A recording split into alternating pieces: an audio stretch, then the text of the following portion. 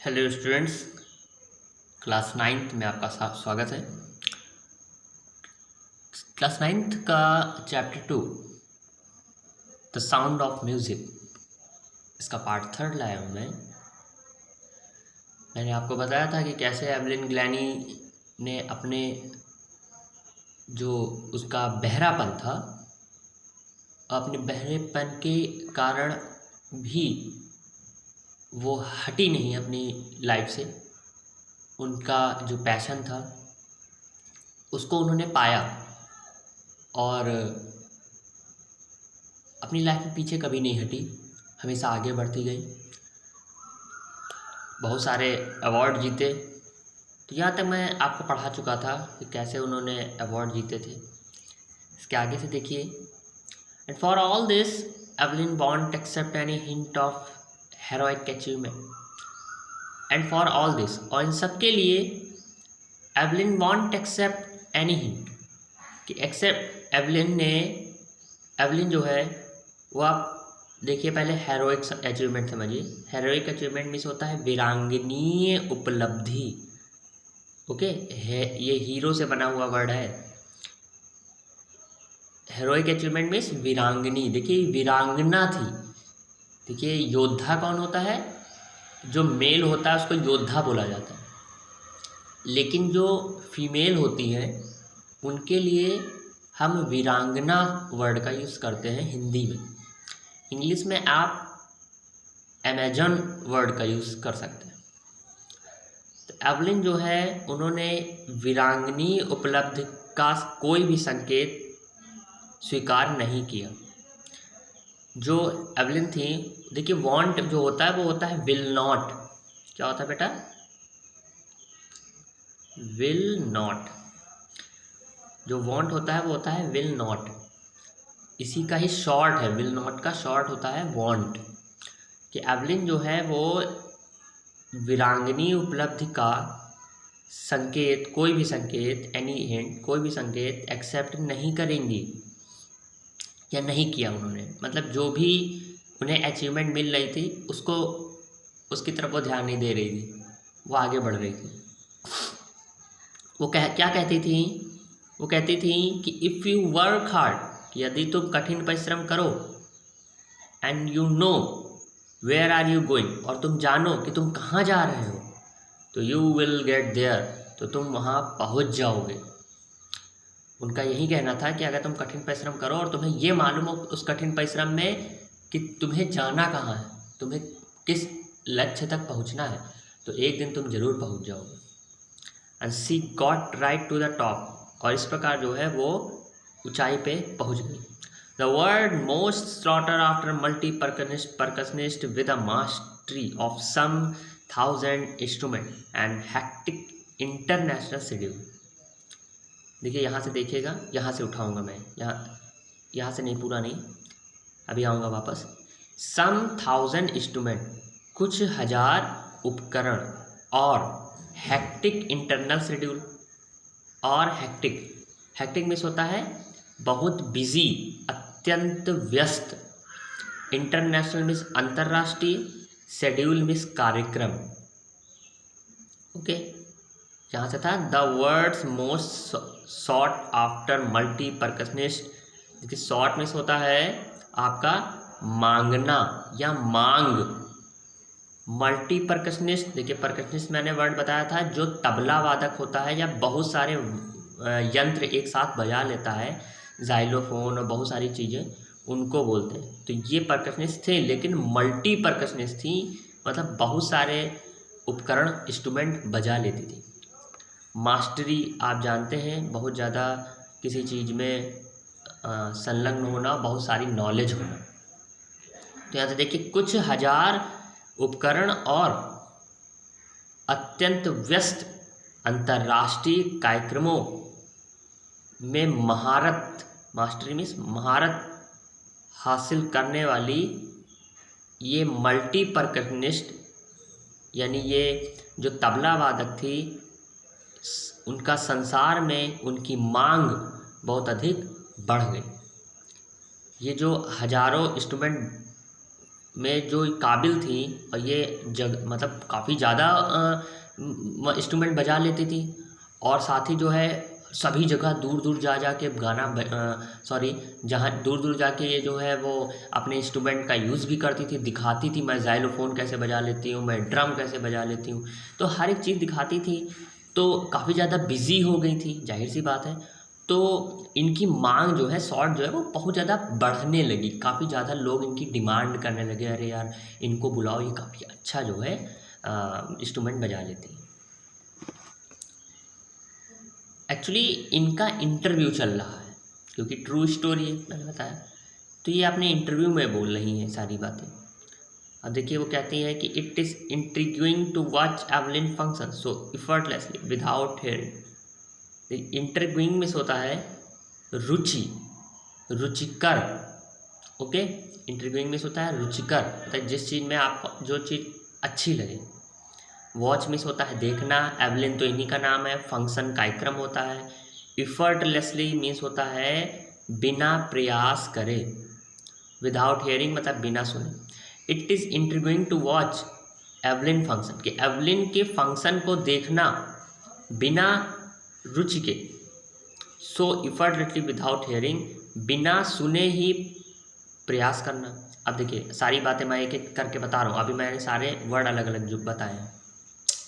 It is intriguing to watch Evelyn function so effortlessly without hearing, कि बिना सुने मतलब बिना प्रयास करे एवलिन के फंक्शन को देखना जो है वो एक रुचिकर था, कि मन ना होना फिर भी एवलिन के फंक्शन को इंसान देखता चला जाए।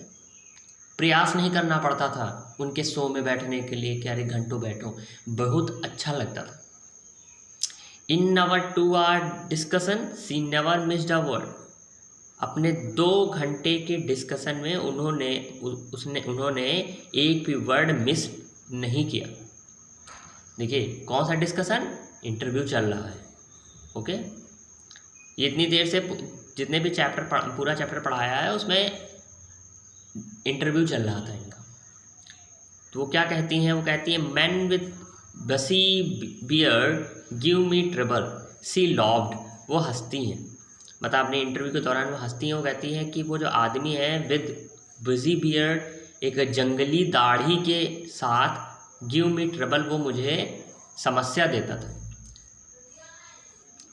It is not just watching the lips, या केवल होठ ही नहीं देख रहा था, इट इज़ होल फेस, जबकि उसका पूरा चेहरा ही था, स्पेशली आई, यहाँ तक कि उसकी आँख ज़्यादा स्पेशली थी।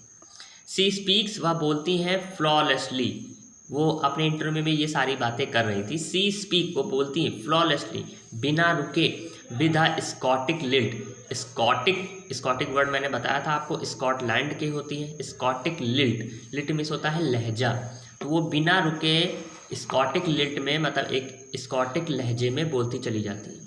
कोई होगा व्यक्ति जिसके बारे में वो हंसी होंगी। अभी ये बीच में इंटरव्यू के बारे में भी बात चल रही है ना। माई स्पीच इज़ क्लियर, मेरी जो स्पीच थी यानी मेरी जो बातें थी वो एकदम साफ थी। बिकॉज, क्योंकि आई कुड हेयर, मैं सुन सकती थी। टिल आई वॉज 11, जब मैं 11 साल की हो चुकी थी, जब तक मैं 11 साल की हो चुकी थी तब तक मैं अपनी बातें सुन सकती थी। कैसे सुन सकती थी, वाइब्रेशन के जरिए। सी सेज, वे कहती हैं, ऐसा वो कहती हैं, कौन, एवलिन ग्लैनी, ये है एवलिन ग्लैनी, आप देख रहे हैं। सी सेज, ये बात बोलती है, but that doesn't explain how she managed to learn French and master basic Japanese. लेकिन जो है लेकिन ये जो है डजंट एक्सप्लेन, कि वो एक्सप्लेन नहीं कर पाई, इस बात का वर्णन नहीं कर पाई, हाउ सी मैनेज, कि कैसे वो मैनेज उन्होंने किया, टू लर्न फ्रेंच सीखने में कैसे उन्होंने मैनेज किया, एंड मास्टर बेसिक जापानीज़, और जो जापानीज़ की जो आधार है, जो बेसिक है, उसको उन्होंने कैसे सीखा। मतलब वो सारी बातें उन्होंने बताई, लेकिन उन्होंने ये नहीं बताया कि उन्होंने फ्रेंच कैसे सीखा और जापानीज़ कैसे सीखा, उस चीज़ का बहुत अच्छे से वर्णन नहीं कर पाई। कुछ बोरिंग सा हो गया था इधर आके। As for music she explained, music के लिए सी एक्सप्लेन, वो एक्सप्लेन करती हैं, वो वर्णन करती हैं। It pores in through your part of my body, देखिए पोर से मीन्स होता है बहना, कि वो बताती हैं कि मेरी बॉडी में जो है वो म्यूज़िक बहती है। It टिंगल्स in the skin. देखिए बेटा टिंगल्स मीन्स होता है झुनझुनी, शरीर में झुनझुनी होती है ना, सनसनाहट होती है ना, उसको बोलते हैं टिंगल्स। बहुत प्यारा वर्ड आया है। इट टिंगल्स इन द स्किन, वो स्किन में अपने खाल में उनमें उनके क्या होता था, सनसनी होती थी, झुनझुनी होती थी। माई चिक बोन्स, और जो उनकी बॉडी में चिक बोन थी जो रीढ़ की हड्डी के पास होती है, उसमें भी झुंझुनाहट होती थी। And every in my hair, और मेरे बालों में भी झंझनाहट होती थी, झुंझुनी होती थी जब म्यूज़िक बजती थी। When she plays the xylophone, जब वो xylophone बजाती हैं तो ऐसा सब कुछ होता है, उनकी बॉडी में पूरे में संगीत ही घूम जाता है।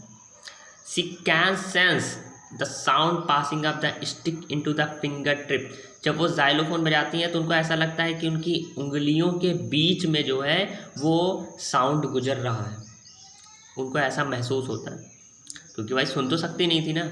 By leaning against the drum, और अगर जब वो ड्रम बजाती हैं, जब वो ड्रम बजाती हैं तो याद होगा आपको, मैंने बताया था कि जब लकड़ी की स्टेज पर जब वो जाती थी तो अपने जूते उतार देती थी। इससे क्या होता था कि वो लकड़ी के बने स्टेज को महसूस कर लेती थी। और जब वो ड्रम बजाती तो सी कैन फील, वो महसूस कर सकती हैं the resonance flowing into her body. Resonance miss होता है बेटा आपका, देखिए सी कैन फील, वो फील कर सकती थी the resonance flowing into her body. देखिए रिजोनेंस मिस होता है जो ध्वनि होती है उसकी आवाज़ को कहते हैं। तो वो महसूस कर सकती थी उनकी बॉडी में बहते हुए उस ध्वनि की आवाज़ को। ऑन अ वुडन प्लेटफॉर्म, एक लकड़ी के प्लेटफॉर्म पे सी रिमूव्स, वो उतार देती थी हर शूज़, अपने जूतों को। सो दैट, ताकि the vibration pass through her bare feet, ताकि जो है उनके पैरों में वो जो वाइब्रेशन है यानी जो कंपन है वो गुजर सके। एंड अप हर लेग्स, और उनके पूरे ऊपर पैरों तक जा सके, इसलिए वो जूते उतार देती थी। ये सारी बातें जो है वो अपने इंटरव्यू के दौरान बता रही कि कैसे जो है उन्होंने जापानीज़ सीखी। मतलब ज़्यादा वो एक्सप्लेन नहीं कर पाई जापानीज़ के बारे में, लेकिन उन्होंने बता दिया कि फ्रेंच और जापानीज़ भी सीखी थी। कैसे उनकी पूरी बॉडी में संगीत ही संगीत दौड़ता था क्योंकि वो वाइब्रेशन को महसूस करती थी। ये सारी बातें उन्होंने बताई हैं। अब यहाँ पर मैं स्टॉप करता हूँ। कल आपका मैं नॉट से लेकर और यहाँ मिलियंस तक बताऊंगा और पूरा चैप्टर आपका कंप्लीट हो जाएगा। चैप्टर क्या कंप्लीट हो जाएगा, इस चैप्टर का पार्ट कंप्लीट हो जाएगा। अभी तो बिस्मिल्लाह का की सहनाई बाकी है, अभी वो बताना है। ओके, तो अब तक आपने जो पढ़ा आई होप आपको समझ में आया होगा। एक एक वर्ड समझिए, सेंस लीजिए और कोशिश करिए इस लॉकडाउन में पढ़ते रहिए। Okay, good luck.